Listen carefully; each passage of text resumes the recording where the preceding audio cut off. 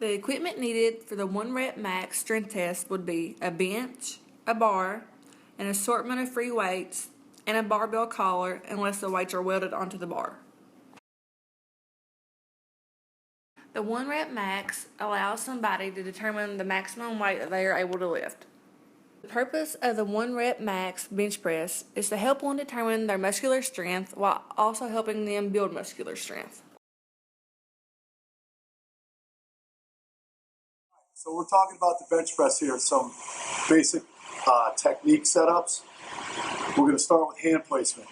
There are rings on the bar. You want to use those rings to guide your hands. I suggest pinky on the ring. When you lay under the bar, you want to set it up so that your eyes are underneath the bar. Your shoulders are pinched together. You want to squeeze them together like this. You want your feet spread and flat on the floor.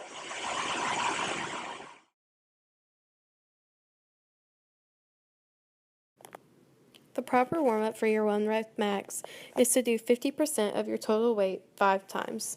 Then moving up to 60%, you also bench that 5 times. Then you move on to 70%.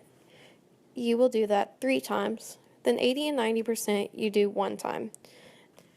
The 1 rep max test you only complete once to find out the maximum weight that you can lift. When you bring the bar down, your feet need to be planted. Your elbows need to be at a 45-degree angle. On the way down, the bar will touch the top of your abdominals. When you push the bar back up, the bar will drift over your face just a little bit. Common mistakes. The most common mistake is when people bench press, they bring the bar too high on their chest.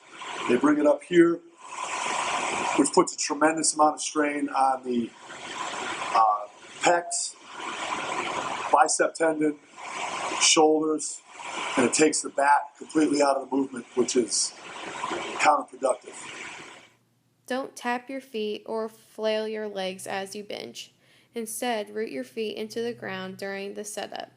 You need to build a firm foundation that keeps you balanced on the bench. Without having a lift off, it is hard to bring the barbell to the starting position without underdoing your posture. You always need to try and find a spotter, and if you can't, adjust the pins to the height where you don't need to lose your posture to lift off the barbell. Bench press in the power rack if necessary. If you do get a lift off, hold the bar at the top. Resist the urge that you have to go immediately down into the bench press. Pause and wait a few seconds so your body will let it sink and lock into the bench to create more stability for the press. It'll also increase the tension throughout your body. Do not lift your hips during a bench press.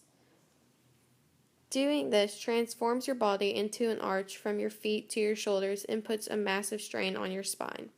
Keep your glutes on the bench at all times. Also arch with your upper back and thoracic spine, not your lower back. Keep your head on the bench at all times. Lifting it up as you push will strain your neck and waste energy. Another common mistake people make is bouncing the bar on the body. This cheats the movement by creating a momentum to make the barbell easier to lift. You can also hurt your rib cage if the weight is heavy enough. If you have to bounce the barbell, the chances are that the weight is too heavy. Reduce the weight and lightly touch the barbell on your body. To emphasize strength, pause the barbell on your chest before pushing. If you do not squeeze your shoulder blades together, you will reduce your chest activation and force the shoulders to do more work.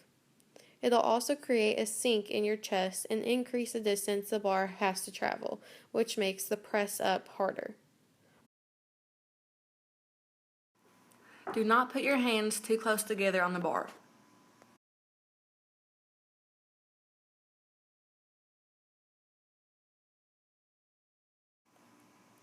If you have a leg injury like Willie does, you can always get a chair to put your foot in.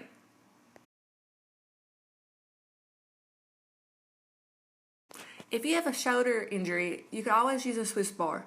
However, the Swiss bar will make the weight a little bit more unstable, but it still serves the same purpose.